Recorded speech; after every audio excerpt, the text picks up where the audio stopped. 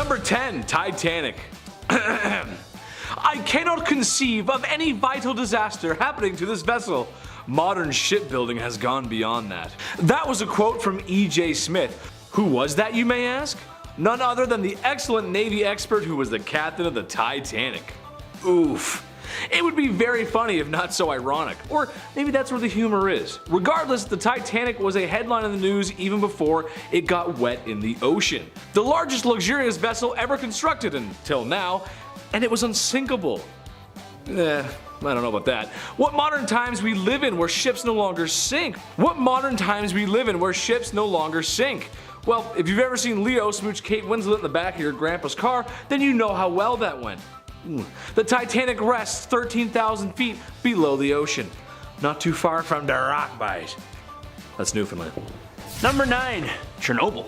If you've seen the HBO miniseries Chernobyl, then you have a very good understanding of just how terrifying this is.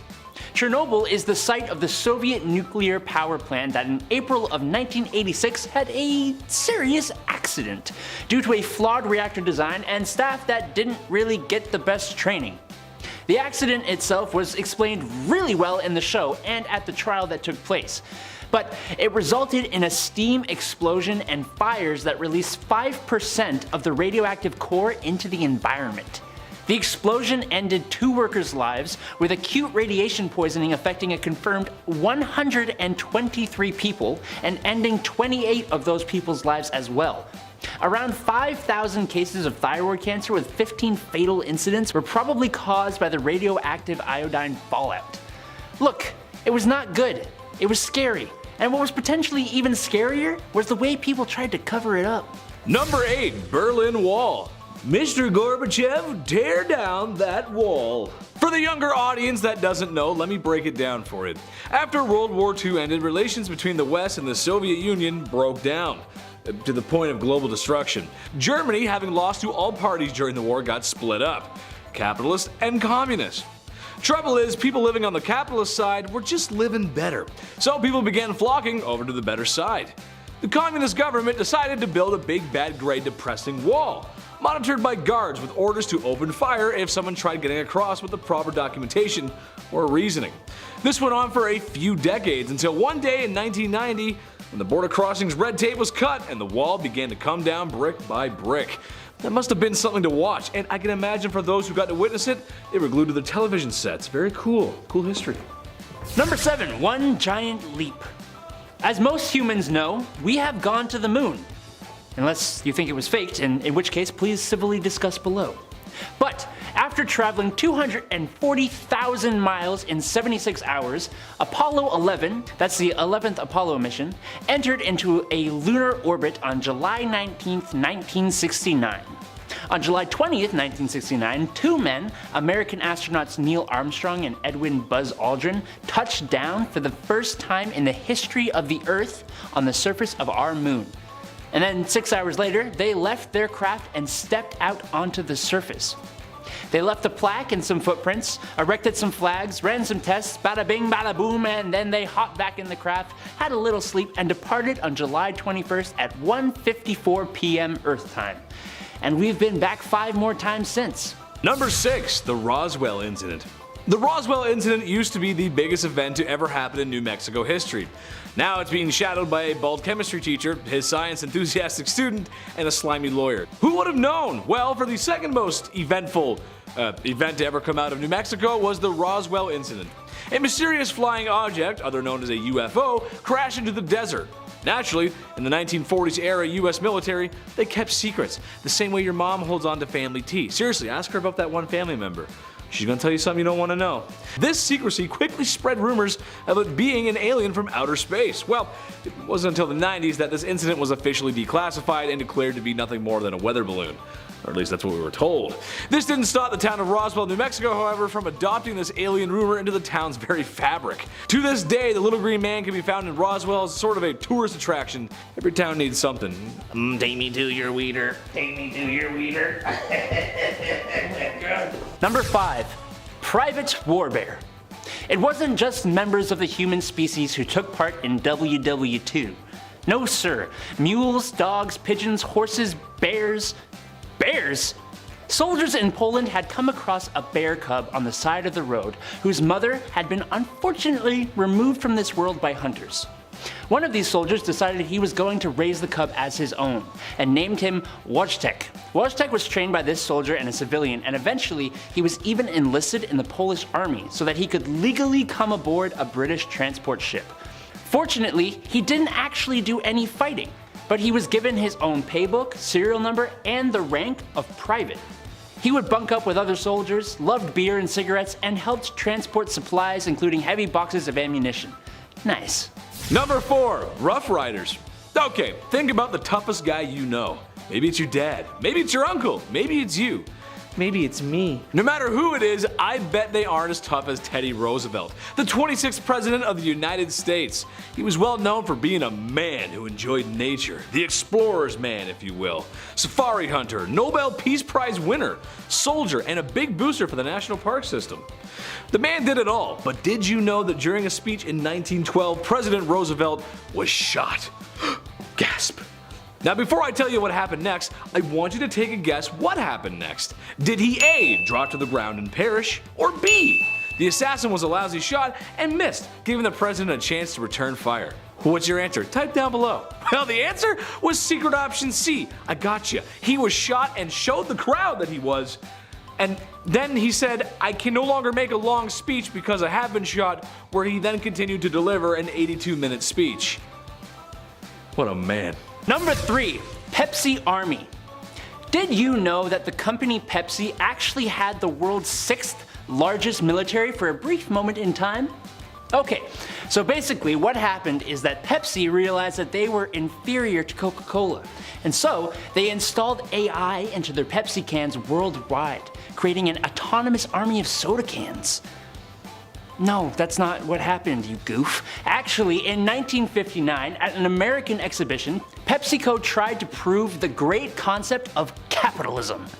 Pepsi actually did a pretty good job. But the cash of the Soviet Union wasn't really accepted all over. So, instead, the Soviets traded submarines, military ships, and a lot of vodka for tons and tons and tons of Pepsi. Enough that Pepsi ranked 6th among the world's military powers until it sold all of that. Number 2, Emu War. Australia, land of sun, beaches, and spiders that got too buff. Too much for me. But today we're talking about my friends from down under. Shout out to the Aussies. Chetty loves you. But we gotta talk about the Emu War, guys. What the heck was going on there? In a nutshell, emus were causing havoc in Australia's agriculture sector and destroying farms at an alarming rate. So the government said, "Right then, tight easy, get rid of the buggers." A couple of soldiers were given large automatic weapons to deal with the pests. Well, it didn't turn out very well, as the emus just didn't seem to want to eat the bullets. Can you blame them? I can't. One Australian politician jested that the emus should be given medals for their bravery. In the end, the emus won. Number 1. Free falling. 50 years ago, on January 26, 1972, Vesna Volovi, a flight attendant from Serbia who worked for the Yugoslavian airline JAT, got on board JAT Flight 367 to Copenhagen. Also on board that flight, unfortunately, was a device inside a briefcase that went boom over Czechoslovakia. While everyone else on board did not survive, Miss Volovic was stuck inside the shattered fuselage by a food cart as the plane and Vesna fell 33,000 feet. Thankfully, there were trees to break the fall and snow to cushion the landing near a small Czech village. But Vesna still suffered a skull fracture, broken legs, 3 broken vertebrae, she was temporarily paralyzed from the waist down, and put in a coma, leaving her with no memory of the flight or her descent. While there was some skepticism about the way the flight went down, she still received a Guinness World Record for the longest survived fall without a parachute. So that makes up for everything, right? Yeah. Number 10, Unsinkable Sam. Have you ever had a cat kind of look you up and down like expecting something? Like that, you know? Everyone has. Why? Because cats are better than you. They were worshipped in Egypt for a reason. Cats can survive on the streets for days and then come back for cuddles when they want to. The tale of Unsinkable Sam is just another reason why cats are just ridiculous. Unsinkable Sam was the nickname for a cat who survived several shipwrecks during World War II. He started out on a German warship called the Bismarck that he snuck aboard. That blew up along with 2,200 men on board, but remarkably, this cat was found by the HMS Cossack on a plank of wood. So the Brits took him and then their ship was attacked. Well, Sam had to figure things out once again, and this time the HMS Ark Royale found him chilling once again on some debris. Finally, he earned the name of Unsinkable Sam. But it wasn't over for this little dude, as a few months after that, the Royale was torpedoed and Sam was saved again by the HMS Legion and by his sheer badassery. Finally, they brought him ashore. Poor guy. And this seafaring adventurer retired to land and later died in 1955. I don't know how well he recovered. Check out this picture. Number 9. Interrogations. Hans Scharf was living in South Africa with his family, but when he was visiting Germany, that's when the war broke out. He was drafted, but his wife convinced a general to not put him at the front lines, but instead with the interpreters. After a handful of pleasant mistakes and wild coincidences, Hans became the lead interrogator for the Allied pilots felled in France and Germany. His methods, though, changed history in a good way. When he was younger, he witnessed a prisoner get abused, so from that day on, he vowed to never do the same. So his interrogation methods revolved around using kindness and friendly banter. His method had been studied since, and it works even better, of course. This way, whoever's on the other side, they leak more information, and nobody has to break any fingers. Once the war was over, Scharf testified against Germans, moved to the States, and began a new career as a mosaic artist. His work is currently on display right now in Cinderella's castle at Disney World, so if you want to take a good look, go and buy a $90 ticket and look. Number 8. The Limping Lady. Her name, Virginia Hall. Her mission, to take down the Third Reich. Athletic, sharp, and funny, fluent in German, Italian, French, and a little Russian, Hall had all the makings to be a perfect spy. Born in Baltimore, Maryland to a wealthy family, she had no limits on where she would go, except for this. She applied to the US Foreign Service twice, and was denied both times, firstly because she was a woman, and the second time because she was a woman and a cripple. She had accidentally mangled her left foot and had replaced it with a wooden prosthetic, hence the later name, the Limping Lady. She moved to Paris, and one night at a cocktail bar she was rallying against the evil German leader when a woman handed her a card. The woman was none other than Vera Atkins, a British spy master believed to be Ian Fleming's inspiration for Miss Moneypenny and James Bond. Throughout the war, Hall was dubbed the most dangerous spy on the Allied force by the Germans. They hated her. Through guerrilla tactics, expert stealth communication, and disguise, she quickly became a legend. After the war, Hall was awarded the Distinguished Service Cross, one of the highest US military honors for bravery in combat. Take that, Secret Service! Number 7. Operation Gunnerside. This next one should be a movie. It's already a movie? Damn it. Okay, back in 1943, the Germans were up to some things. We can't say certain words because of YouTube's stuff, but you get me, they were busy. In the early 40s, Germany took over a factory in Telemark so they could make plutonium. Originally, the Allies sent 30 British Army officers, but they couldn't make it due to weather conditions. So next, they sent 11 Norwegians with skis. That's apparently all it takes to sabotage the plant. This is amazing, okay. The Norwegians snuck down a 660-foot ice gorge, snuck in, laid a bunch of explosives, waited for their hostage to find his glasses. He was a Norwegian caretaker. They let him go afterwards. 0 casualties in this entire mission, by the way. And then they left on skis. The one guy actually went back with his friends to sink a ferry. The Heroes of Telemark starring Kirk Douglas. Check it out if you want to see what I just said in action. Number 6. The spy they didn't know they had. Another spy, but I spy spies. Not only did this dude fake his death for over 30 years, he was one of Britain's most crucial spies.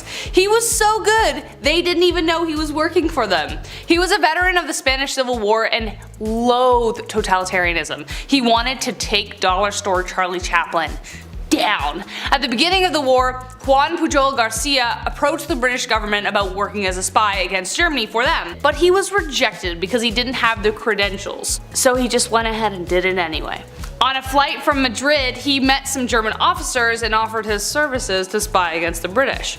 They thought he lived in England, but the entire time he was just living in Spain feeding them false information. He just pulled info from encyclopedias and advertisements to make them seem more legit, and he made mistakes like saying the Scots loved wine and the Germans still believed him. Exactly, Scott's loving wine? No way. He invented over 27 informants and spies that he received information from, therefore making him kind of like invaluable. He eventually approached Britain, again, to apply for the job he was already doing. They of course hired him and were like, dude, what?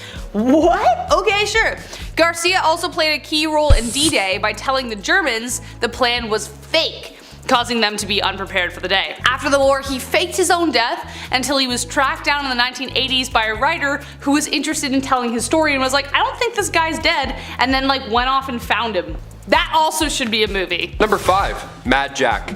During World War II, you needed all the power you could get, but one man, Lieutenant Colonel Jack Churchill, aka Mad Jack, had a different mindset when it came to battle and weaponry. He believed any British soldier going into battle without using a sword was improperly dressed.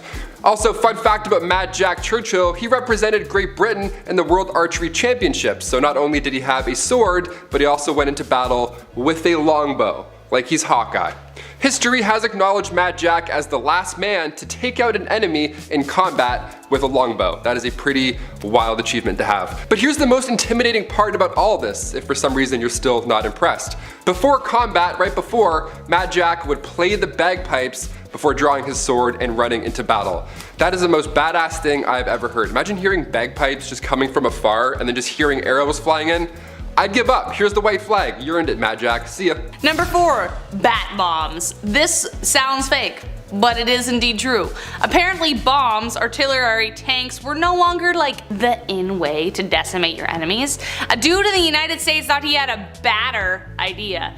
Bat bombs are an experimental weapon developed in World War II, which was exactly as it sounds. The idea was that bats with bombs attached to them would swoop in behind enemy lines and decimate the enemy.